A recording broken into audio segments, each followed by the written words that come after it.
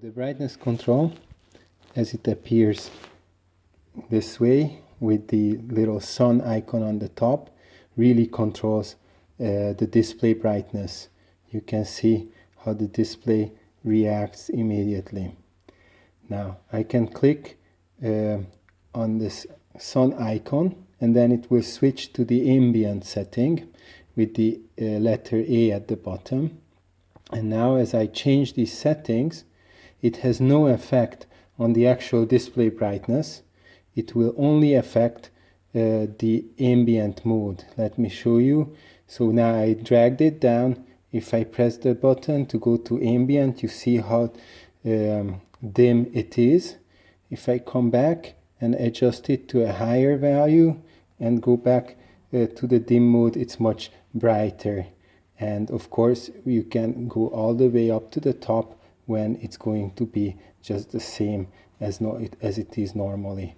In extreme case, you can make it minimum. It will barely be visible.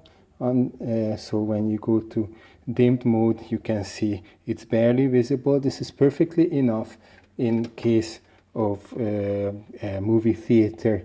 You will still be able to see the numbers, but it's very dark and not disturbing. So actually it can be even in the evening, it can be set to a medium value, and this does not affect or should not affect, and I see no reason why it should affect the display brightness. That can be controlled. If you click on this A, it switches back to control the active display light level, and here the dial will change the active screen, and this again has no effect on the other hand on the ambient light level. And this control, when we are controlling the active screen, should be in sync with the system light level settings. I go to the maximum here, switch, go to settings, and under settings, if you check, now it's showing us number 5. If I go back and adjust the slider all the way to the bottom, now it looks very dim.